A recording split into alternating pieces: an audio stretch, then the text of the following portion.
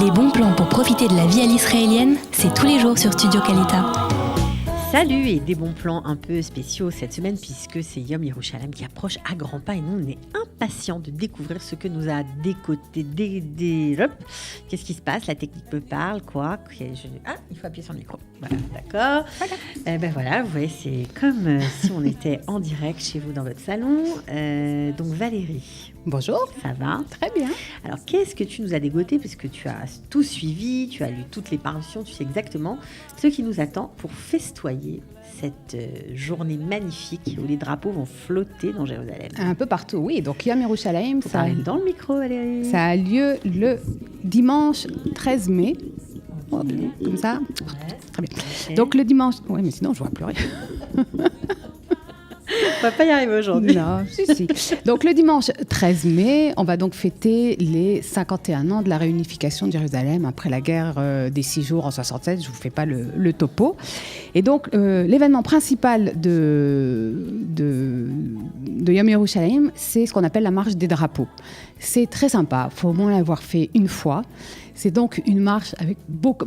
C'est entraîné tous par les jeunes. Oui, les mouvements de jeunesse, exactement. Donc, ils partent du centre-ville à peu près vers. Alors, c'est pas des horaires précis, 16h30, quelque chose comme ça. On commence à chanter, etc. On part du centre-ville pour aller jusqu'au Kotel. La marche principale, alors, évidemment, c'est les garçons. Alors, il y a des garçons et des filles qui ne prennent pas les mêmes choses, mais si vous êtes une famille, vous allez avec qui vous voulez. Et vous allez avec les garçons, comme ça, voilà.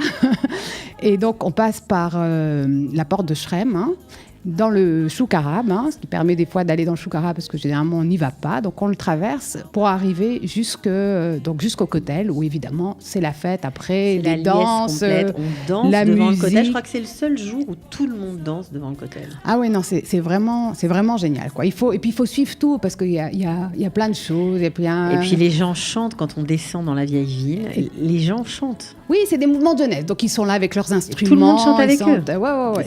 C'est vraiment très sympa. Alors, allez-y. D'ailleurs, je vous l'annonce, puisqu'il y aura un direct de Studio Kalita sur cette marche, au cœur de la marche, pour vous rendre un peu l'ambiance. Si vous n'êtes pas à Jérusalem, si vous êtes dans d'autres villes d'Israël, vous aurez l'impression d'être dans la capitale d'Israël, puisque on sera juste la veille de l'annonce du transfert de l'ambassade des États-Unis à Jérusalem. Alors, je vais juste donner deux petits conseils pour les gens qui veulent se donner rendez-vous entre copains à la marche. Qu'est-ce qu'il ne faut pas faire? Alors, il ne faut pas se donner rendez-vous dans la vieille ville, parce que je parle d'expérience, ça m'est arrivé. Il y a tellement de monde que les réseaux téléphoniques ne marchent pas très bien. C'est saturé.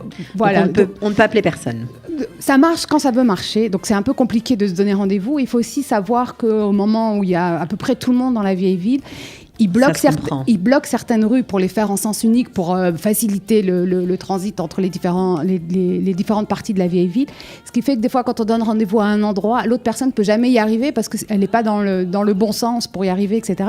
Donc, si vous avez envie de vous donner rendez-vous entre copains, etc., faites-le plutôt en dehors de la vieille ville et rentrez dans la vieille ville ensemble. Ça sera plus simple. Voilà. Ok.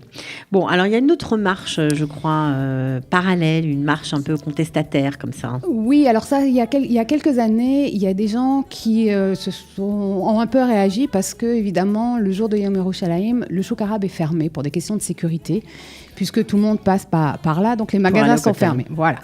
Et donc, il y a certaines personnes, ça leur a pas plu, il n'y a pas de raison qu'on ferme des magasins, patati patata. Donc, ils ont décidé d'organiser... C'est des Israéliens qui font ça? Entre autres, ils ont décidé d'organiser une autre festivité en dehors de la vieille ville, donc plutôt du côté de ce qu'on appelle la Tahana Rishona, la première gare, le parc Gonénim, etc., où ils ont un peu le même style. Ils ont un rassemblement, ils ont des activités pour les familles, ils ont des drapeaux, ils font une marche aussi pour aller justement du parc Gonénim jusqu'à la Tahana Rishona, mais donc sans, entre guillemets, gêner personne, passer par la vieille ville. Voilà, donc c'est une alternative. Et puis, bien sûr, la fête n'est rien sans la musique. Et je crois qu'il y a un office un peu spécial qui nous attend.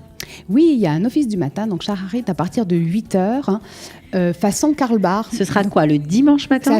Oui, le dimanche matin, 13 mai, à 8h, sur la Taïelette, donc la promenade As, qui se trouve entre Aboutor et Arnona. Voilà, exactement, qui, de laquelle on a une magnifique vue sur la vieille ville, le mont du Temple, etc.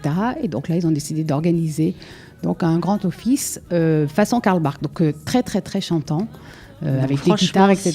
Ouvert à tout le monde. Si vous ne connaissez pas les offices Karl Barth, c'est une occasion inespérée d'y aller. Vous allez adorer. Bon, il y a d'autres trucs qui se passent à Jérusalem, des initiatives de la mairie peut-être. Qu'est-ce qu'ils nous proposent ? Alors la mairie propose ce jour-là, donc toujours dimanche 13, des visites guidées gratuites de la mairie avec la maquette, les points de vue, les différents bâtiments, l'histoire un peu de ce complexe Kikar Safra. Et il y en a une en français qui aura lieu à 11h. Il y en a une. Pas raté. Voilà, il y en a une à 11h, il y en aura aussi une en anglais. Et si vous voulez la suivre en hébreu, il y en a une à 10h et à 12h, c'est gratuit. Rendez-vous au Parc des Coussins, donc à côté, sur Kikar Safra, il y a un petit endroit on en avait déjà parlé, en pierre. Avec des coussins en béton. Voilà.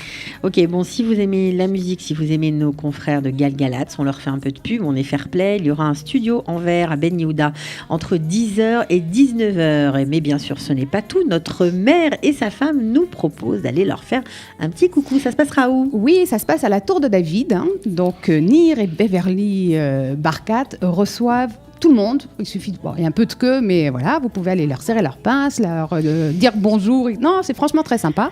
Entre 15h30 et 17h30, en plus, il y a de la musique, il y a des boissons, et puis le musée est ouvert gratuitement ce jour-là de 12h à 18h. Et c'est vraiment un beau musée. C'est un cérémonial, tous les ans c'est comme ça. Tous les ans c'est comme ça, donc on fait la queue, on lui dit bonjour, on est pris en photo, et généralement il écoute, il est sympa, voilà, pourquoi pas. Bon, et puis ce que je préfère personnellement, même si je ne suis plus étudiante depuis longtemps, mais c'est pas grave. Alors on va dire ça comme ça. C'est pour tout le monde, c'est chouette. C'est à 20h au Gan Saker, tous les ans. C'est la fiesta. Alors c'est quoi le programme cette année ? C'est le festival de la musique. Alors le programme est long comme le bon un jour sans fin. Voilà, exactement. Donc je vous ai mis tout. J'ai retenu quelques noms. Il y a les Balkan Big Box, il y a Dag Narash que j'adore, qui sera là avec Hanan Ben-Ari. Enfin, il y a plein de Hanan musique. Ben-Ari qui est super en vogue cette année, vraiment, et il y a plein de musique, c'est génial. Voilà, super, c'est spécial étudiant. Les billets sont achetés sur les campus et dans les associations d'étudiants. Mais ceux qui ne sont pas, on peut y aller quand même. Oui.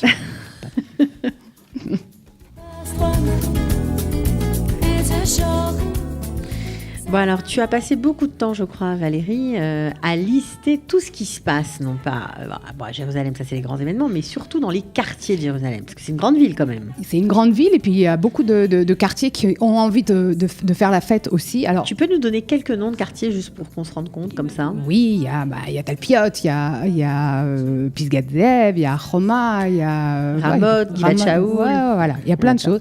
Alors, il faut savoir, comme cette année, Yom Yerushalayim, c'est un dimanche. Donc, on ne fait pas la feuille la veille parce que c'est Motzei Shabbat, ça serait un peu compliqué de commencer. On fait dimanche soir. Alors, on fait dans la plupart des quartiers dimanche soir. Dans certains autres quartiers, on le fait déjà pendant la semaine avant ou même quelques jours après. Regardez, j'ai vraiment tout listé. Les horaires. Dans le site qu'on n'a pas encore nommé, jérusalemfuté.com. Voilà. Donc, si vous avez envie de faire la fête dans votre quartier, si vous n'avez pas envie de vous taper les embouteillages, mais juste descendre de chez vous à pied et profiter de ce qui se passe en bas de chez vous, eh bien, il y aura des concerts de musique. Aaron Razel, Jonathan Razel, il y a beaucoup d'artistes qui sont prévus. Chaque quartier décide de ce qu'il fera. Il y a des fois aussi des choses en journée aussi pour les plus jeunes, avec des activités ou les GAN qui présentent des spectacles. Enfin bon, c'est sympa, allez voir. Donc jérusalemfuté.com.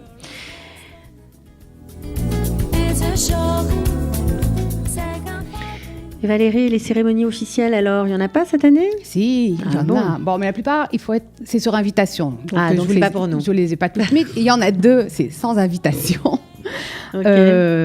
Au Mont Herzl, au Har Herzl, il y a une cérémonie à 12h pour les Juifs d'Éthiopie. Je crois que tous les ans, le jour de Yom Yerushalayim, il y a une cérémonie spéciale qui a lieu.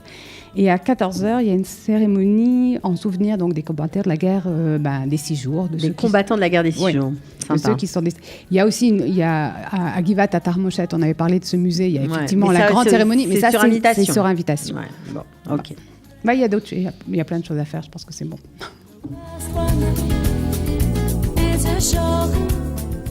Bon alors, comme vous ne parlez, Valérie, que de ce que vous voyez, n'est-ce pas hein? Vous prenez des photos, vous faites le tour de la ville à pied.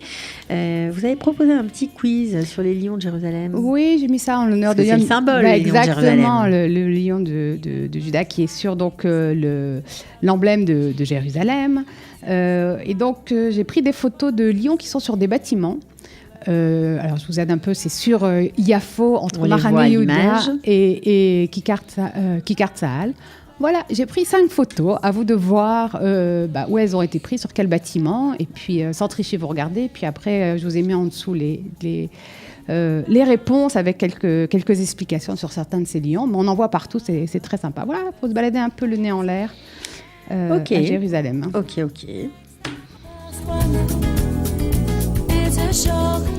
Bon alors, puisque tu parlais, ou vous, je sais plus ce que je raconte, moi, avec toi. Un jour c'est vous, un jour c'est tu, c'est pas grave. Dans la vie c'est tu, donc on va essayer de continuer.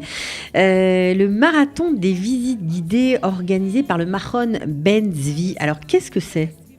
Alors, c'est quelque chose qu'ils font depuis 22 ans, visiblement, toujours plus ou moins aux alentours de Yom Yerushalayim à l'occasion.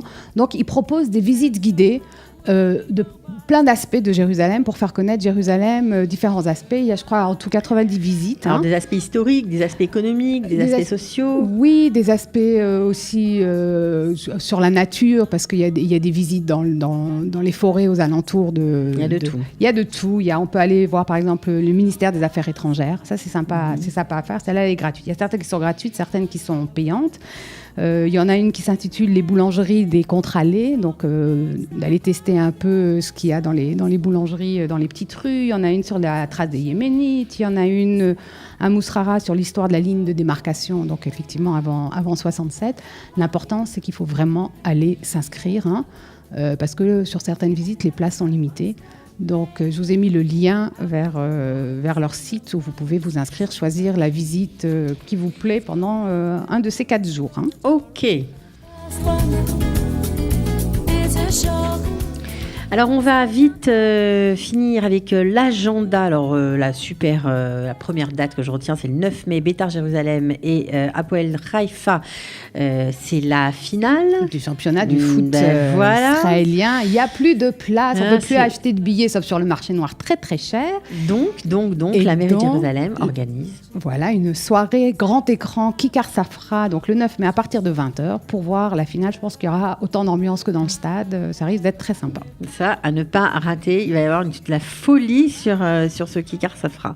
Alors, du 6 au 11 mai, c'est la semaine de l'éducation avec de toutes sortes de manifestations. Du 9 au 11, qu'est-ce qui se passe, Valérie ? Il y a du 9 au 11, il y a le Bet Avichai, donc qui fait des spectacles, etc., qui propose un festival qui s'appelle Made in Jérusalem.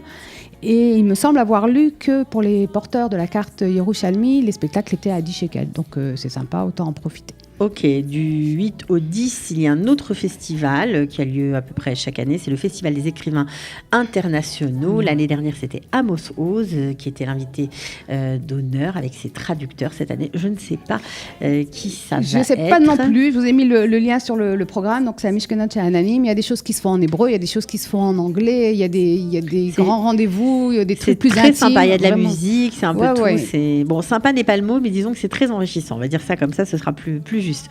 Et puis pour terminer, Valérie, le festival de la dent en or. Oui, c'est Qu'est-ce que c'est que ce truc ?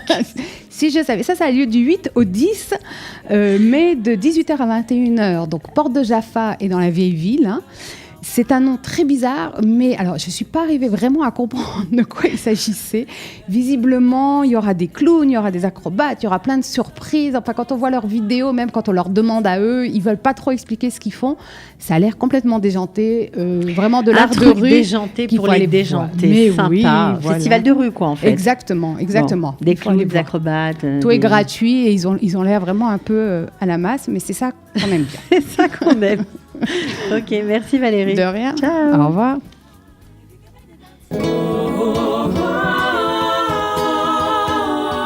Les bons plans pour profiter de la vie à l'israélienne, c'est tous les jours sur Studio Kalita.